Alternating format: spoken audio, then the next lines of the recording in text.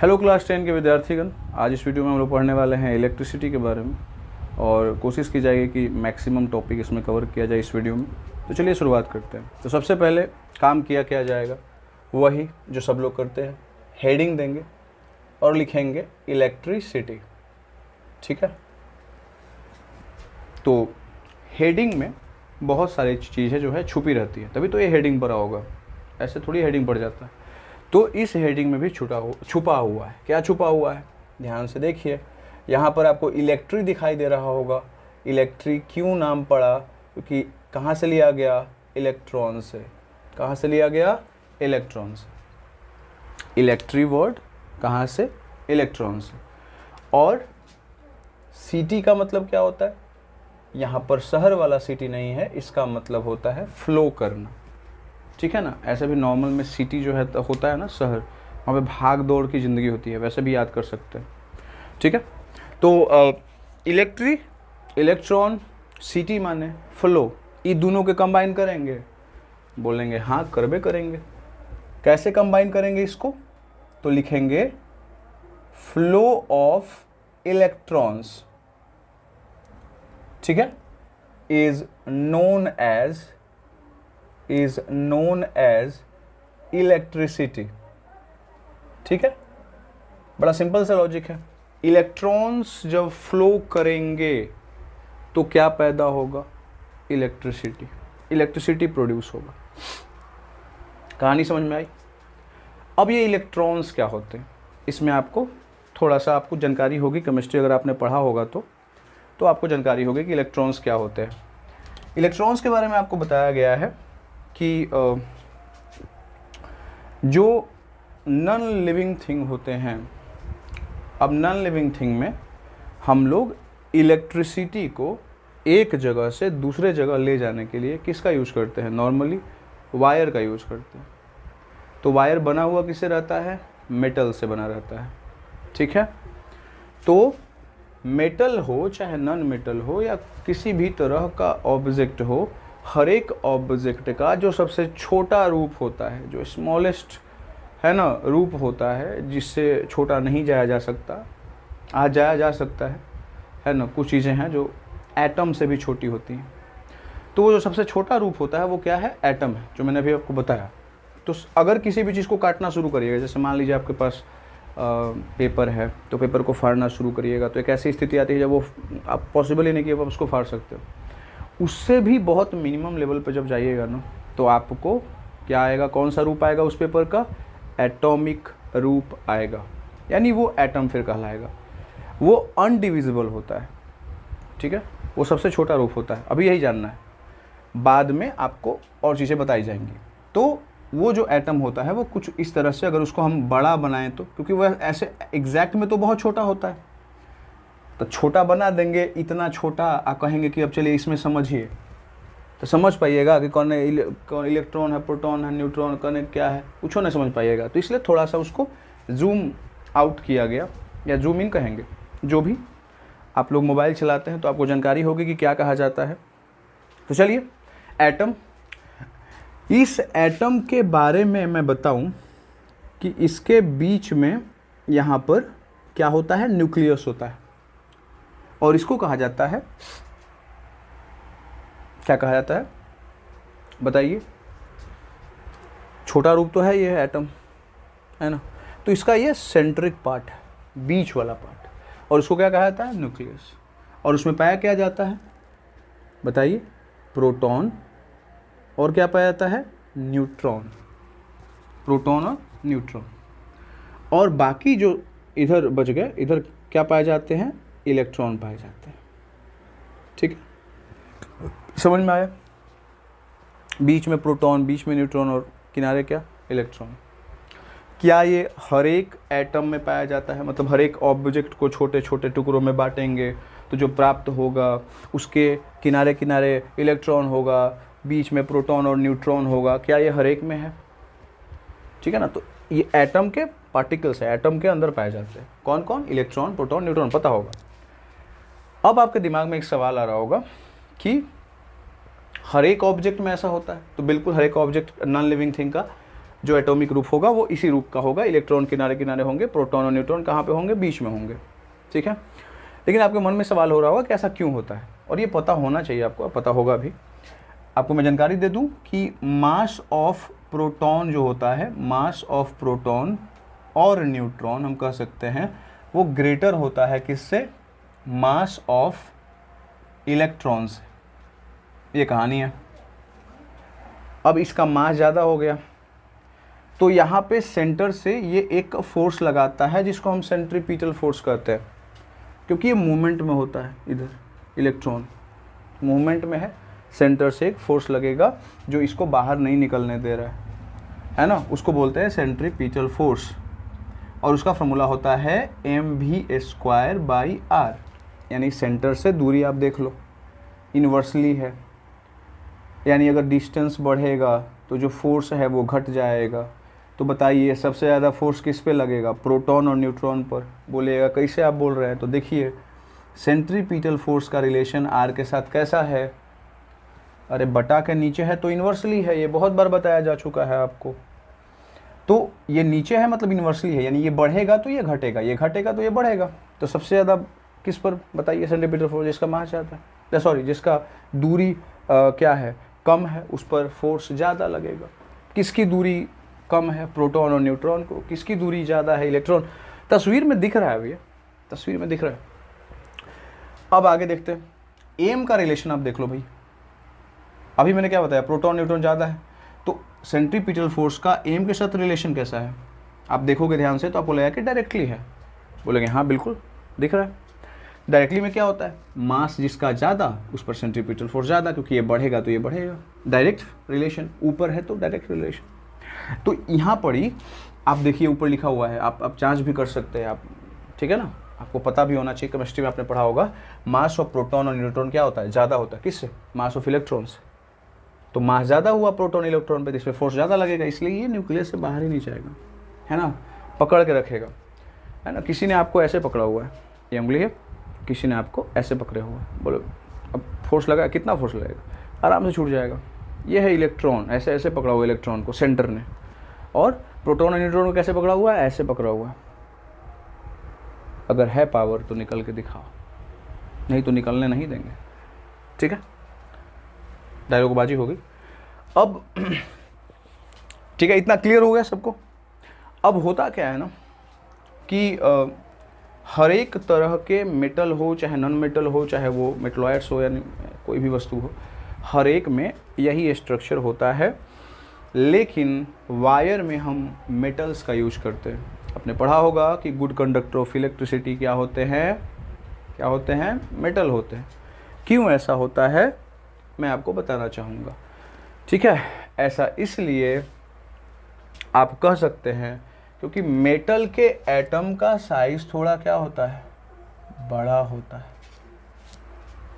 Metal का size, metal के atom का साइज थोड़ा बड़ा होता है, ये मेटल का है। और नॉन मेटल का एटम का साइज थोड़ा कंपेरेटिवली छोटा होता है, ये नॉन मेटल का हो गया। तो बताइए क्या होगा, सेंटर से बल लगेगा इलेक्ट्रॉन पर, ठीक है। यहाँ पर भी सेंटर से बल लगेगा किस पर, इलेक्ट्रॉन पर। बताइए किस पर ज़्यादा लगेगा, नॉन मेटल का इलेक्ट्रॉन पे ज़्यादा फोर्स लगेगा या मेटल वाले पर। आपका जवाब क्या है, आपका जवाब आएगा नॉन मेटल वाले पर। बोलिएगा क्यों, क्योंकि अभी तो आपने सर बताया कि सेंटर से जो फर्स्ट फोर्स लगता है वो mv²/r के बराबर होता है। बोले हाँ बढ़िया, तो इससे क्या, तो देखिए आपने बताया ना कि r का रिलेशन सेंट्रीपिटल फोर्स के साथ कैसा है, इन्वर्सली है। इसका माने कि दूरी ज़्यादा है तो फोर्स क्या होगा, कम। दूरी कम है तो फोर्स क्या होगा, ज़्यादा। यहाँ पर दूरी कम है तो इस पर फोर्स ज़्यादा।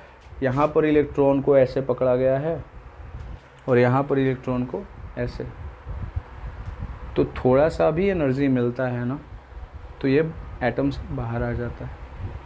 तो नॉर्मल टेम्परेचर में ये इलेक्ट्रॉन यहाँ पे नहीं रह पाता है, वो बाहर आ जाता है, ठीक है ना। अगर एक वायर को देखें, वायर ऐसा ही होता है ना, वायर ऐसा ही होता है। बोलिएगा ऐसा नहीं, सिलेंडर वायर को बड़ा बनाएंगे तो ऐसा ही होगा। तो इस वायर में अगर ये एटम है, अगर ये एटम्स हैं, तो इससे बाहर निकल करके इलेक्ट्रॉन है ना यहाँ पे आ जाते हैं इस तरीके से, और यहाँ पे वाइब्रेट करते रहते हैं आगे पीछे आगे पीछे, ठीक है।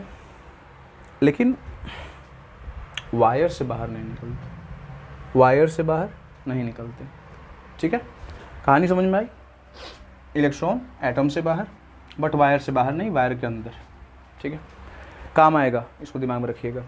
तो यहाँ पर यही होता है। अब होता क्या है कि जैसे ही हम अगर दो ऑब्जेक्ट्स को आपस में रब करते हैं, ठीक है, ग्लास रॉड को, है ना, जो ऊनी कपड़ा होता है, वुलन क्लॉथ जब होता है उससे रगड़ते हैं, तो वो इबोनाइट को कॉटन वाला से जब रगड़ते हैं, है ना, तो क्या होता है कि इलेक्ट्रॉन ट्रांसफ़र हो जाता है।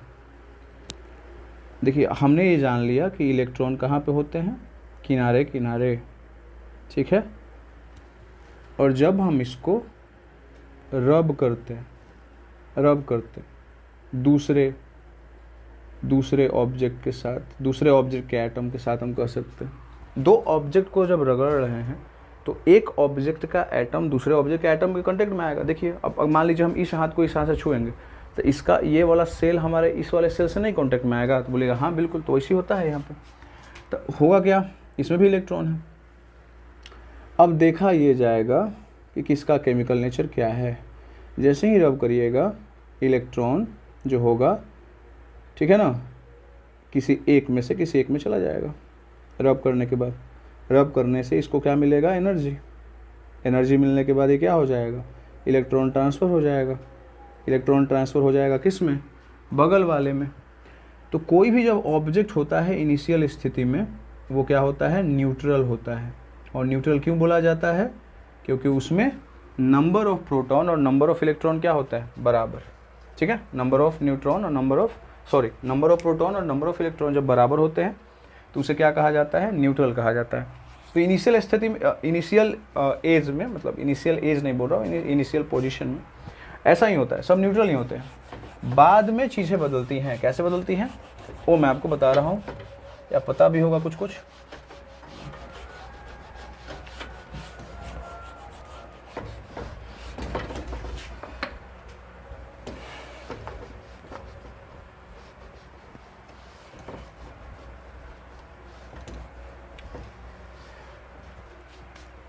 तो यहाँ पर क्या है, एटम है, इलेक्ट्रॉन यहाँ से ट्रांसफ़र हुए बगल वाले में, यहाँ पे आ गए ट्रांसफ़र होकर के। तो इसमें से इलेक्ट्रॉन इसमें गया, तो बताइए पहले से number of electron number of proton बराबर है। नंबर ऑफ़ इलेक्ट्रॉन बराबर है किसके, नंबर ऑफ़ प्रोटॉन के। तो इसको कहा जाएगा कि ये क्या है, न्यूट्रल है ना, ठीक है। क्योंकि जो प्रोटॉन होता है उस पर चार्ज होता है क्या, पॉजिटिव। जो इलेक्ट्रॉन होते हैं उस पर चार्ज होता है क्या, निगेटिव।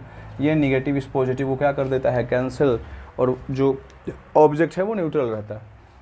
अब इलेक्ट्रॉन यहाँ से यहाँ ट्रांसफ़र हुआ, तो बताइए इस वाले ऑब्जेक्ट में नंबर ऑफ़ इलेक्ट्रॉन क्या हो जाएगा, ज़्यादा, किससे, नंबर ऑफ़ प्रोटॉन से। तो ये ऑब्जेक्ट क्या हो जाएगा, निगेटिवली चार्ज्ड हो जाएगा।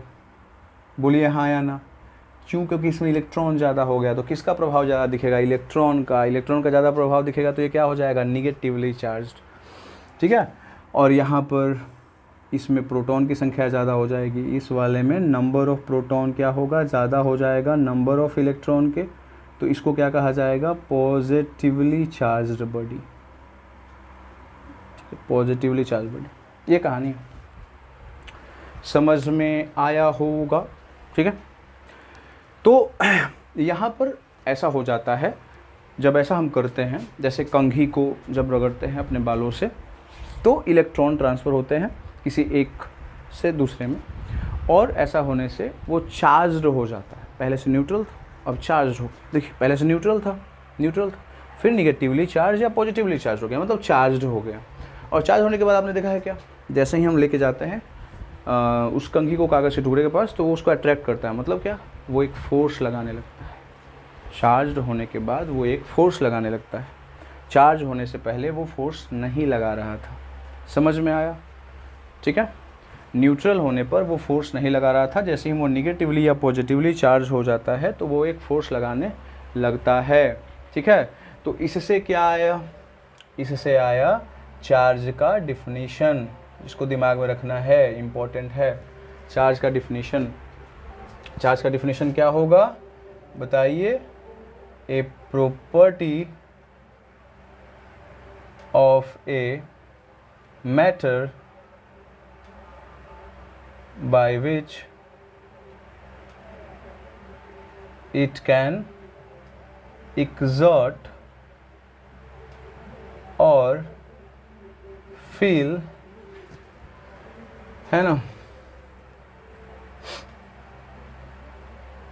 an attraction or repulsion force। ठीक है।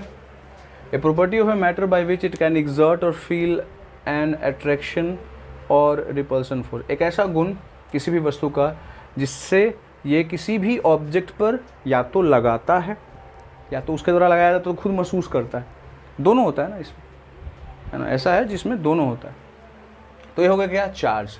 चार्ज क्या है? एक प्रॉपर्टी है। चार्ज अगर वो नहीं है तो वो फोर्स नहीं लगाएगा। तो चार्ज क्या है? एक गुण है, ऐसा गुण है जब वो आएगा उसके अंदर, किसी भी ऑब्जेक्ट के अंदर, तो वो क्या करेगा? एग्जर्ट करेगा, मतलब लगाएगा, फील मतलब महसूस करेगा, है ना, या तो लगाएगा या तो महसूस करेगा। कौन सा? अट्रैक्शन फोर्स या कौन सा? रिपल्सन, दोनों होता है। तो ये चार्ज का डिफिनीशन हो गया। यहाँ पर आप देखो ध्यान से, मैंने क्या लिखा है? Positively charge, negatively charge. तो यहाँ से आ गए कि चार्ज के कितने प्रकार होते हैं? चार्ज के कितने प्रकार होते हैं? दो होते हैं। एक हो गया पॉजिटिवली चार्ज्ड बॉडी, है ना, और ये क्या हो जाएगा बताइए? Negatively charged body. ठीक है ना, पॉजिटिवली चार्ज बॉडी और निगेटिवली चार्ज्ड बॉडी हो जाएगा। निगेटिवली चार्ज्ड बॉडी, समझ में आया? ठीक है। तो चार्ज कितने तरह के? दो, positively charge, negatively charge. Experimentally ये देखा गया कि दो चार्ज बॉडी को जब हम कहाँ लेके आते हैं? नज़दीक, है ना, दो अपोजिट चार्ज को, ठीक है ना, तो वो क्या करता है? एक दूसरे को अट्रैक्ट करता है। सिमिलर एक दूसरे को क्या करता है? रिपील करता है। तो यहाँ पे लिख सकते हैं, है ना, अपोजिट चार्जेस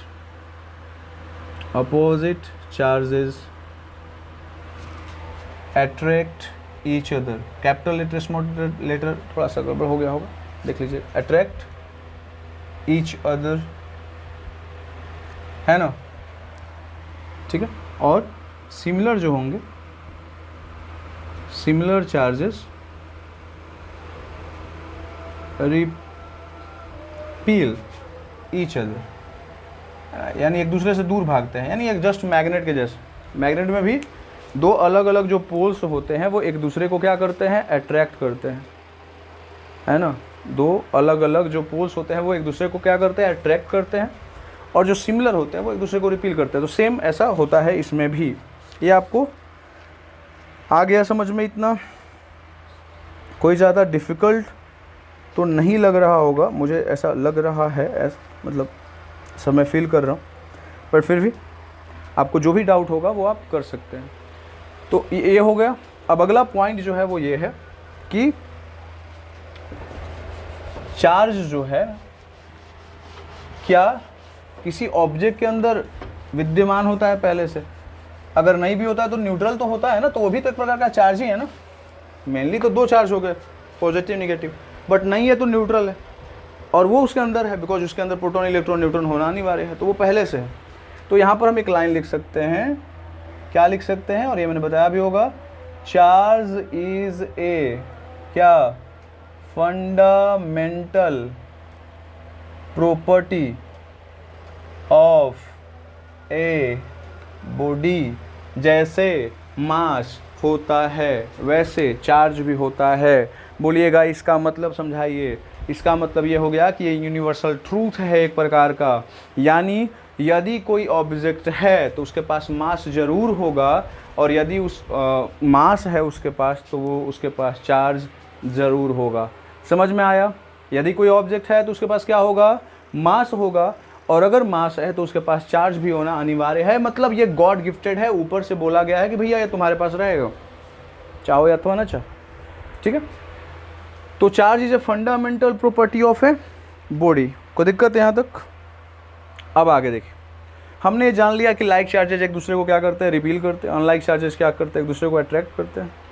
और अब जो हम जानने वाले हैं वो ये है कि दो चार्ज बॉडी के बीच में, अगर मान लो यहाँ पे एक चार्ज बॉडी है ना, और मान लो यहाँ पर एक और चार्ज बॉडी है, ठीक है ना, तो इन दोनों चार्ज बॉडी के बीच में, इन दोनों चार्ज बॉडी के बीच में कुछ न कुछ क्या होगा, बल लगेगा, ठीक है।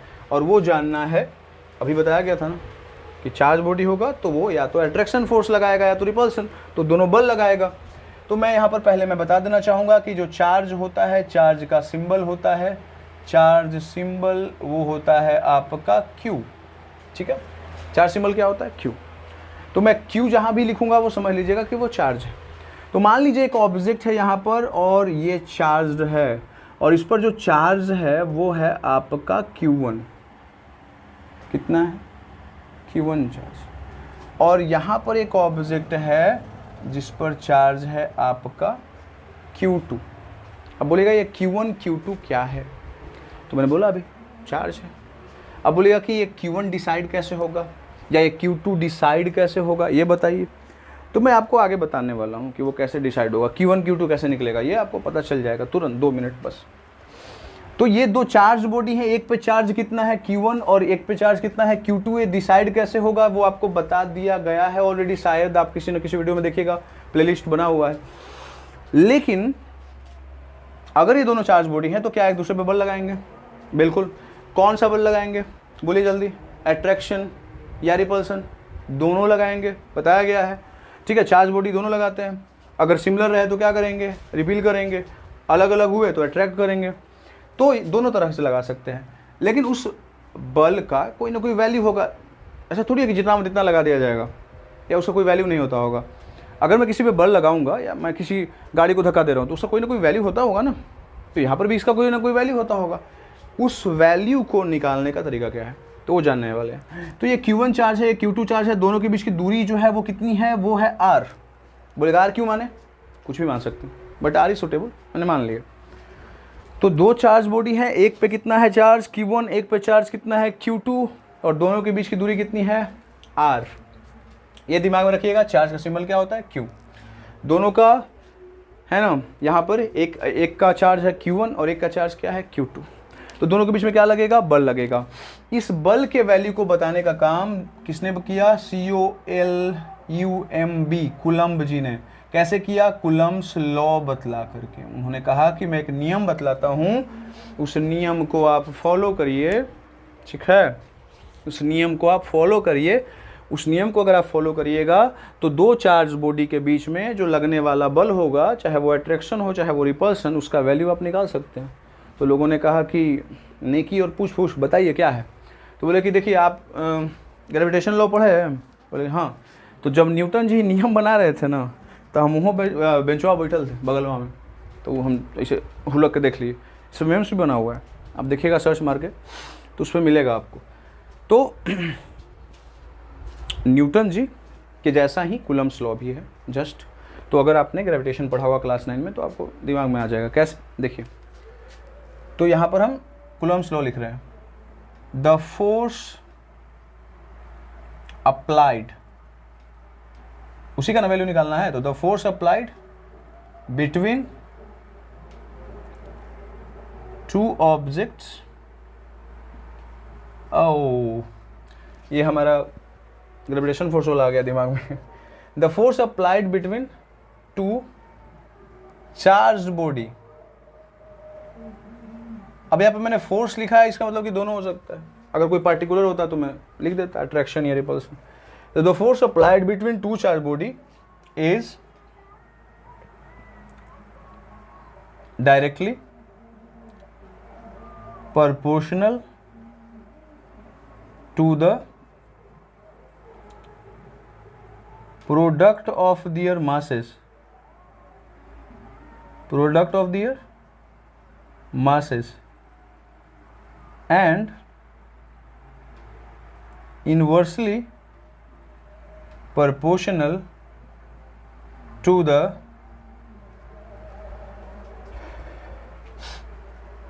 square of the distance between them.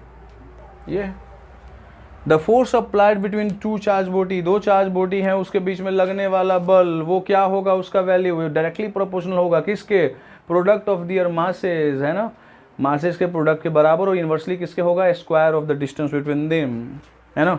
क्या आपको लग रहा है कि ये सुना सुना है, मन में आ रहा होगा कि हाँ बिल्कुल हमने देखा है, हमने ये जाना है। कब जाना है, क्लास 9 में। कौन सा चैप्टर, ग्रेविटेशनल फोर्स। जो लिखा हुआ है ना, इसको अब इक्वेशन के रूप में चेंज करिए, और ये इंपॉर्टेंट है, ठीक है ना, दिमाग में रखिए। जैसे पढ़ना नहीं है, वो जानकारी के लिए, मतलब बोर्ड में भी इससे जुड़ा हुआ क्वेश्चन आ जाए, बट दिया नहीं है ना, एनसीईआरटी में नहीं दिया हो, दिमाग में रखिएगा। अब कैसे करेंगे, देखिए इस वाले वर्ड में जो लिखा हुआ है उसको मैं क्या लिखूंगा, मैथमेटिकल फॉर्म में। कैसे, द फोर्स अप्लाइड, तो यहाँ पे क्या लिखेंगे, F between two charge body. अब इसका क्या लिखा, कुछ नहीं, इज डायरेक्टली प्रोपोर्शनल। इसको कैसे, तो ऐसे, ये साइन होता है। बोले कैसे पता, तो पढ़े थे, पहले पढ़े थे ना, अभी नहीं पता होगा तो हम मतलब माथा फोड़ लेंगे भाई। Directly proportional to the product of their masses, product of their masses गड़बड़, चार्जेस, है ना, प्रोडक्ट ऑफ दियर चार्जेस, या magnitude of charges, magnitude of their charges, बोले ना ग्रेविटेशन वाला सारा पकड़ा, ठीक है। तो F is directly proportional to क्या होगा, Q1 इंटू क्या, Q2, ठीक है, Q1 इंटू Q2। कोई दिक्कत, ये जो लिखा हुआ है मैंने उसी को लिखा है। दूसरा क्या बोल रहा है कि जो फोर्स लग रहा है वो इन्वर्सली है, तो इन्वर्सली मतलब क्या, बटा में, किसके, दोनों के बीच के डिस्टेंस कितना है, r, है ना, और उसका क्या है, स्क्वायर। देखो यही है क्या, बोलोगे हाँ बिल्कुल। F is directly proportional to Q1 and Q2 और F is inversely proportional to square of the distance between them, जो क्या था, r था। दोनों को मैंने लिख दिया है। उसके बाद मैं दोनों को कंबाइन करूंगा, इसको इक्वेशन 1 मान लूंगा, इसको इक्वेशन 2 मान लूंगा, और लिखूंगा from equation first and second क्या होगा, F is directly proportional to क्या, Q1 इंटू Q2 बटा क्या हो जाएगा, r स्क्वायर, और ये हो गया मेन इक्वेशन, ठीक है। अब इससे यहाँ पे आ जाइए, एफ लिखेंगे, ये वाला साइन से तो काम नहीं होने वाला, तो इक्वल दे देंगे, यहाँ पर एक कांस्टेंट लगता है जिसको हम लोग के बोलेंगे, और ये क्या हो जाएगा, Q1 इंटू Q2 बटा क्या हो जाएगा, r स्क्वायर, और ये फॉर्मूला दिमाग में रखना है, ये इंपॉर्टेंट है कि जैसे ही ये वाला साइन ये वाला होता है तो यहाँ पर एक कांस्टेंट होता है जिसको हम लोग क्या बोलते हैं, कूलम्स कांस्टेंट, क्योंकि कूलम्स लॉ पढ़ रहे है ना। एक इंटरनल इनका है गुण कि ये बल लगाएंगे जब चार्ज होंगे तो, और उसका वैल्यू एक्सपेरिमेंटली निकाला गया इस के का कितना, 9 इंटू 10⁹ न्यूटन, नहीं न्यूटन नहीं, यूनिट बताने वाले हैं, लेकिन इतना दिमाग में रखिएगा, 9 इंटू 10⁹ इसके का वैल्यू, ठीक है। अभी कैसे एक्सपेरिमेंटली पूरा डिटेल में नहीं जाना, अभी ग्रेविटेशन फोर्स का भी जी का वैल्यू निकाला गया था 6.67 × 10⁻11, वो भी एक्सपेरिमेंट करके निकाला गया था, है ना, एक बहुत ही सेंसिटिव बैलेंस का यूज करके, तो वैसे ही बता दिया जाएगा, बट अभी ज़रूरत नहीं वैसे। तो F is equal to Coulomb's constant Q1 Q2 बटा r स्क्वायर, Q1 क्या, चार्ज, तो ये वैल्यू अपना लिख लेंगे, वो दिया रहेगा क्वेश्चन में, दोनों के बीच की दूरी रहेगी r दिया हुआ, के का वैल्यू याद कर लेना है 9 × 10⁹, और दोनों के बीच में लगने वाला बल फोर्स आपका निकल जाएगा। क्या अगर ऐसा क्वेश्चन आए कि दो चार्ज बॉडी हैं और दोनों के बीच में निकालना है क्या फोर्स का वैल्यू, तो आप निकाल पाओगे, तो बोलोगे हाँ बिल्कुल। और मैं इतना डीपली क्यों बता रहा हूँ, मतलब थोड़ा सा मैं डीपली बता रहा हूँ क्योंकि मैंने एक न्यूमेरिकल का बनाया हुआ है 5 आवर एंड 36 मिनट का, तो उसमें मैंने हर एक तरह का क्वेश्चन लिया है, तो वो तभी बनेगा आप जब इस तरीके से आप पढ़ाई करोगे, ठीक है, क्योंकि उसमें आपका मंजीत सिंह का क्वेश्चन है, मतलब बहुत सारे बुक का एक कंबाइन इफेक्ट है वो, ठीक है। तो चलिए यहाँ तक समझ में आया, अब आगे बढ़ते हैं।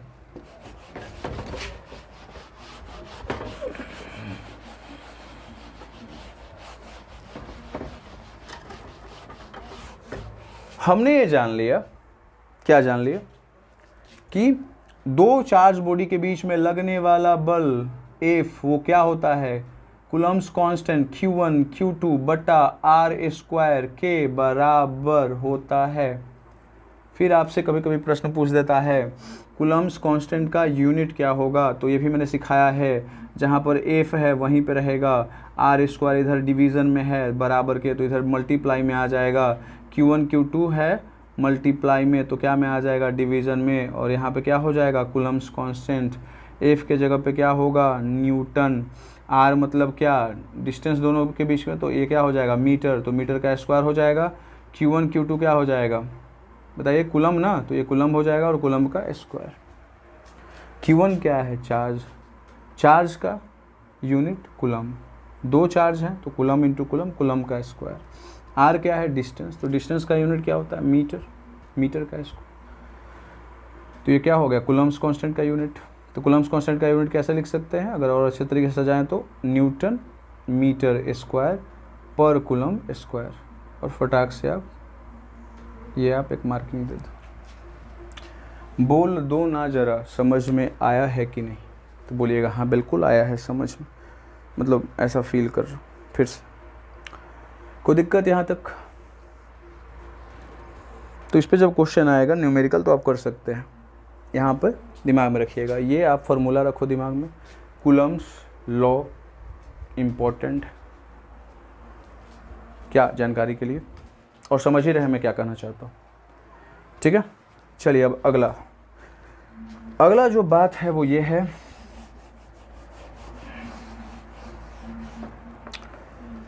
अगला जो पॉइंट है चार्ज के बारे में मैं बात कर रहा हूँ कि इलेक्ट्रिक चार्ज जो होता है, electric charge is conserved, electric charge is conserved. Electric charge क्या है, कंजर्व्ड है। कंजर्व्ड मतलब क्या, संरक्षित। बोलेगा ये तो हिंदी बता रहे हैं, संरक्षित माने क्या, तो मैं बताना चाहूँगा, इन एन आइसोलेटेड सिस्टम, ये भी लगा लो, आइसोलेटेड सिस्टम। और कंजर्व का मतलब लिखो कि इट कैन, बोलिए क्या लिखाएगा, पता होगा सबको, neither be created nor be destroyed, ठीक है। It can neither be created nor be destroyed, तो electric charge is conserved in an isolated system, बस बड़ा सिंपल सा है आंसर इसका। मतलब अब इसका मतलब क्या है मैं एग्जैक्ट समझाने वाला हूँ, ये तो लिखा हुआ है, इलेक्ट्रिक चार्ज ना कहीं से आया है, जैसे एनर्जी का आपने, ना कहीं जाएगा ना नष्ट होगा ना कहीं से, मतलब कोई बना सकता है इसको, एक कंजर्व्ड है, एक आइसोलेटेड सिस्टम में एक जगह से दूसरे जगह ट्रांसफ़र होगा, बस यही कर सकता है ना, समाप्त नहीं होगा। तो कैसे समझेंगे, तो मान लीजिए आपके पास एक बाल्टी है, ठीक है, और इस बाल्टी में ऊपर से ढक्कन लगा हुआ है, और इस बाल्टी में आपने 3 बॉल्स रखे हुए हैं, एक पे चार्ज है 2 कूलम्ब का, एक पे है कूलम्ब मैंने लिखा है, तो कूलम्ब क्यों लिखा है ये आपको मालूम चल गया, कूलम्ब क्यों लिखा गया है, क्योंकि चार्ज का ऐसा यूनिट होता है, याद रखिएगा, चार्ज का ऐसा यूनिट, क्योंकि चार्ज को मेजर किया जाता है, तो चार्ज को मेजर किस में किया जाता है, उसका यूनिट क्या होगा, COULOMB। ये बताने की ज़रूरत नहीं है कूलम्ब क्यों पड़ा नाम, क्योंकि उन्होंने इससे जुड़ा हुआ चीज़ें बताई। तो 2 कूलम्ब इस बॉल पे चार्ज है, इस पे है -4 कूलम्ब और इस पे है 8 कूलम्ब, और इस बाल्टी को मैंने जोड़ से हिलाया, तो इसके फ्रिक्शन होगा आपस में। तो चार्ज करने के 2-3 तरीके होते हैं, तो एक तरीका ये भी है, चार्जिंग बाय फ्रिक्शन, रगड़ के, तो आपस में रगड़ खाए, चार्ज हो गए, है ना, चार्ज तो पहले से थे, चार्ज ट्रांसफ़र हो गए, एक से दूसरे में गया, फिर क्या हुआ, इस बाल्टी में फिर से बॉल कितने हो गए, अरे बोले बॉल तो 3 ही रहेंगे, आपको लग रहा होगा कि आदमी है, नहीं छोड़ दीजिए, आदमी नहीं है और बाल्टी पतली नहीं हुई है, बाल्टी वही है, उतना लॉजिक नहीं लेना है। तो अगर मान लो यहाँ पे 3 कूलम्ब है और इस पे है -2 कूलम्ब इस वाले बल्ब पे, तो क्वेश्चन पूछ देता है कि इस पे कितना हो गया, ये यहाँ पर x है, तो कितना हो जाएगा, तो आप देख लो पूरे आइसोलेटेड सिस्टम का जो इलेक्ट्रिक चार्ज होगा कंजर्व होगा, बदलेगा नहीं। तो जो इसका होगा इस वाले आइसोलेटेड सिस्टम का, उतना ही इसका भी होगा। तो इसका पहले निकालेंगे तो कैसे निकालेंगे, 8 + 2 प्लस क्या होगा -4 इज इक्वल टू, इसका कैसे निकालेंगे तो 3 + -2 प्लस क्या हो जाएगा x। ठीक है, क्लियर है। तो यहाँ पे देखिए ये 8 है और 3 है, नहीं वैसे नहीं करेंगे, 8 2 10, 10 में से 4 जाएगा 6, बराबर क्या होगा 3 में से 2 गया 1 प्लस क्या हो जाएगा x। तो 6 - 1 इज इक्वल टू x। तो यानी क्या होगा 5 इज इक्वल टू x। यानी यहाँ पर इस पर चार्ज कितना है 5 कूलम का चार्ज। समझ में आया कि what is the meaning of conserved, है ना। पूरे आइसोलेटेड सिस्टम का जो चार्ज होगा वो कभी बदलेगा नहीं, यही इसका मतलब था। चलिए अब आगे बढ़ते हैं। अगला, इसको दिमाग में रखिएगा, एकदम इम्पोर्टेंट है, वेरी वेरी इम्पोर्टेंट। कोई पूछेगा कि क्या होगा तो बोलेंगे, है ना, what is conserved of electric charge, तो बोलेंगे electric charge is neither be created not be destroyed, it can only transfer from one body to another. ठीक है, ये लाइन दिमाग में रखना है और ये इंपॉर्टेंट है। इंपॉर्टेंट किस लिए है, क्या है, मैं बोल रहा हूँ, समझ रहे होंगे। तो अब आगे अगला जो है वो पॉइंट है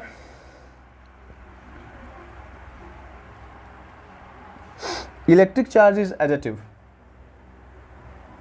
इलेक्ट्रिक चार्ज इज एडिटिव। तो आपको भी दिखा इलेक्ट्रिक चार्ज एडिटिव होते हैं।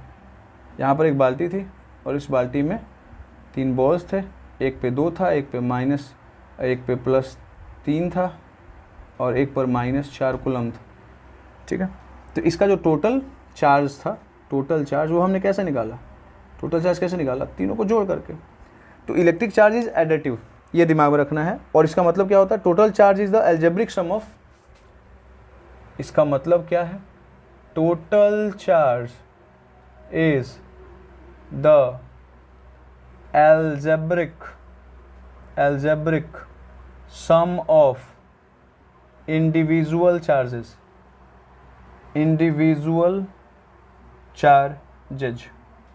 जो इंडिविजुअल चार्जेस हैं 2 3 -4, इन इंडिविजुअल चार्जेस के एल्जेब्रिक सम को, वेक्टर सम नहीं, एल्जेब्रिक सम, बस आप ऐड कर लो तो जो आएगा वो टोटल चार्ज होगा। तो टोटल चार्ज इसमें कितना होगा, 2 + 3 प्लस क्या -4 क्या हो गए 5 -4 क्या होगा 1, तो 1 कूलम इज आंसर। बोलो ना हाँ या ना, बोलोगे बिल्कुल हाँ।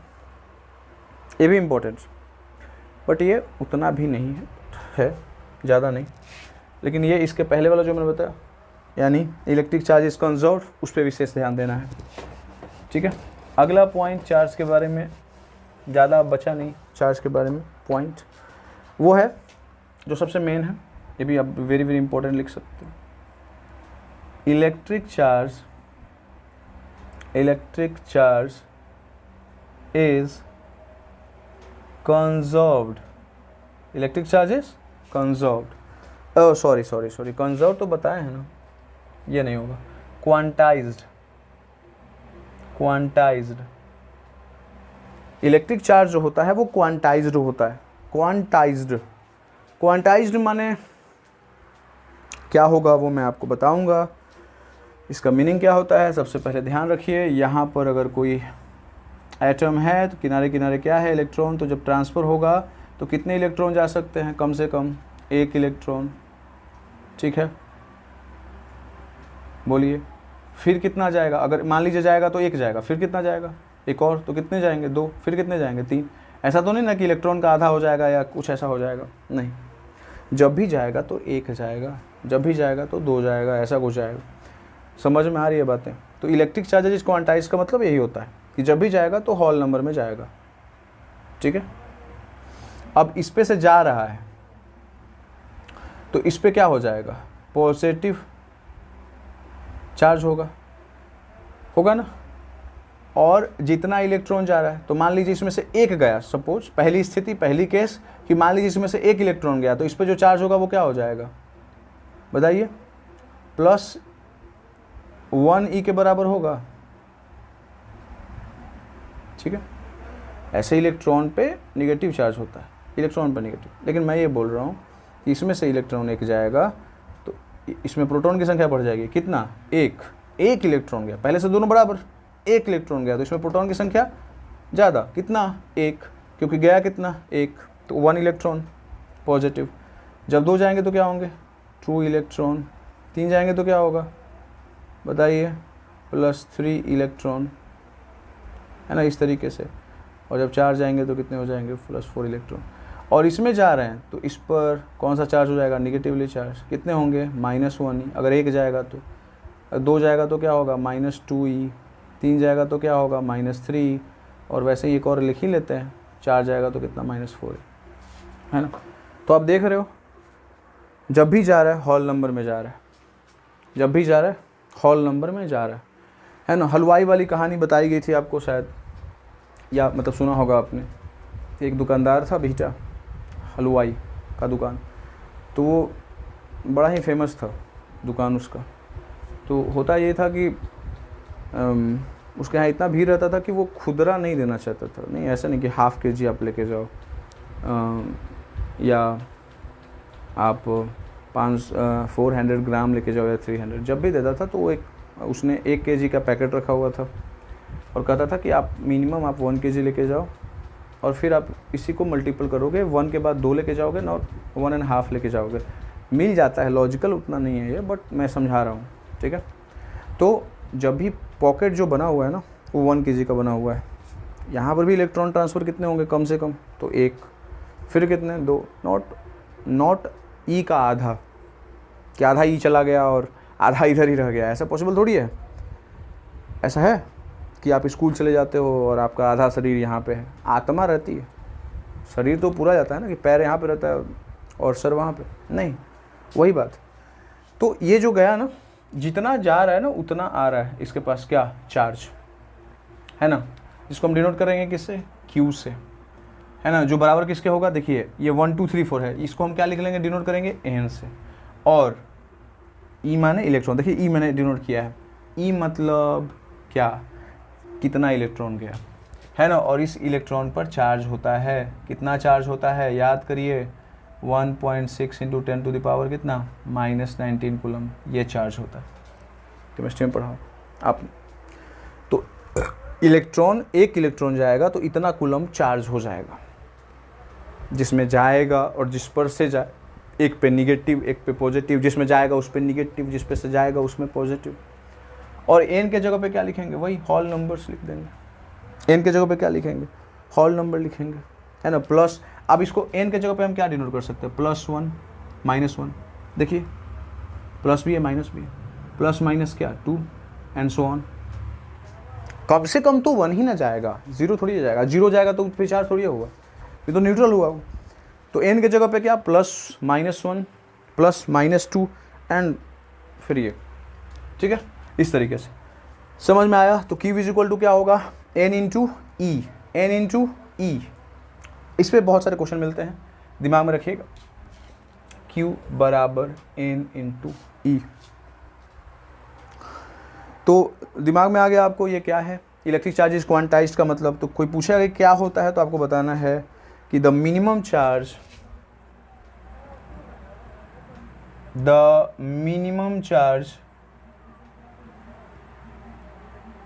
which is capable, है ना, कैपेबल मतलब क्या, क्षमता रखता है, of free existence, free existence कितने का हो सकता है, मिनिमम चार्ज कितना है, 1 इलेक्ट्रॉन, है ना, 1 इलेक्ट्रॉन का आधा नहीं होगा, तो मिनिमम कितना, 1 इलेक्ट्रॉन, मैक्सिमम तो बहुत सारे, तो minimum charge which is capable of free existence, है ना। तो वो क्वांटाइज होता है, और क्वांटाइज का मतलब ये होता है कि Q = n × E। जब भी जाएगा तो 1 इलेक्ट्रॉन जाएगा, जब भी जाएगा तो 2 जाएगा, फिर 3 जाएगा, नॉट 1 and 1.5, ऐसा कुछ नहीं होगा, ठीक है। समझ में इतनी बातें आ गई, मुझे लगता है कि आ गई होगी। अब देखिए एक और टॉपिक छूटा हुआ था, वो मैं आपको बता देता हूँ। आपने जाना क्या जाना कि दोनों के बीच में जो लगने वाला फोर्स होता है, दो चार्ज बॉडी के बीच में, वो बराबर होता है कूलम्स कांस्टेंट Q1 Q2 बटा क्या आर स्क्वायर के बराबर। ठीक है, ये अगर मैं यहाँ पर एक ऑब्जेक्ट रखूँ और इस पर मैं चार्ज कर दूँ 1 कूलम का, और यहाँ पर एक और ऑब्जेक्ट रखें और यहाँ पर भी हम चार्ज फिक्स कर दें 1 कूलम का। अच्छा, जब भी हम कोई फार्मूला बनाते हैं ना ऐसा कुछ, तो वहाँ पर हम यूनिट वैल्यू ही लेते हैं। आपने देखा होगा बहुत सारी चीज़ें। तो 1 कूलम ले लिया, दोनों के बीच की दूरी कितनी लेंगे, अब ये बता दीजिएगा आप लोग खुद, कितनी लेंगे 1 मीटर। मीटर क्यों, क्योंकि ऐसा यूनिट है। 1 क्यों, क्योंकि यूनिट वैल्यू है। तो दो चार्ज बॉडी है 1 कूलम, दोनों के बीच की दूरी कितनी है 1 मीटर, है ना। और उस पर लगने वाला फोर्स क्या है F। अब निकालेंगे, कैसे निकालेंगे, तो F इज इक्वल टू क्या होगा, K का वैल्यू कितना होता है 9 × 10⁻, कितना हो गया 9। और Q1 के जगह पे क्या लिखेंगे 1, Q2 के जगह पे क्या लिखेंगे 1, नीचे क्या होगा 1 का स्क्वायर, 1 का स्क्वायर कटेगा, तो F इज इक्वल टू कितना हो गया 9 × 10⁻, कितना 9 क्या न्यूटन। इन दोनों के बीच में लगने वाला बल 9 × 10⁻⁹। इससे एक चीज़ का डिफिनीशन आया, क्या ये इम्पोर्टेंट है, वेरी वेरी इम्पोर्टेंट। वो क्या आया, define 1 COULOMB coulomb, define 1 coulomb क्या होगा, 1 coulomb is the 1 coulomb is the charge, 1 coulomb is the charge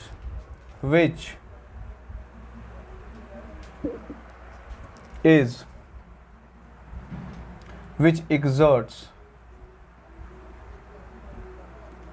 9 × 10⁹ Newton of force between two charged body,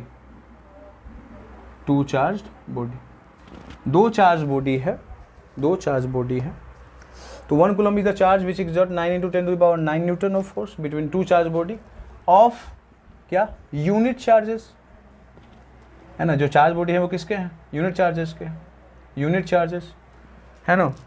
kept at a distance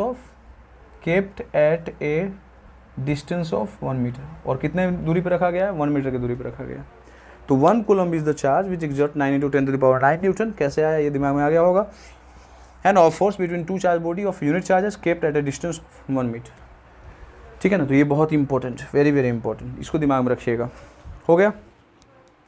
तो charge में हमको नहीं लगता कि इससे ज़्यादा क्वेश्चन आपसे पूछा जाएगा। लगभग 48 या 49 मिनट का ये मतलब सिर्फ चार्ज का टॉपिक हुआ, लेकिन मतलब अच्छी बात है कि हमने क्लियर किया। 1-2 पॉइंट छूटा ही हुआ है, लेकिन चलिए उसको बाद में कर लिया जाएगा, जो इम्पोर्टेंट था वो हो गया।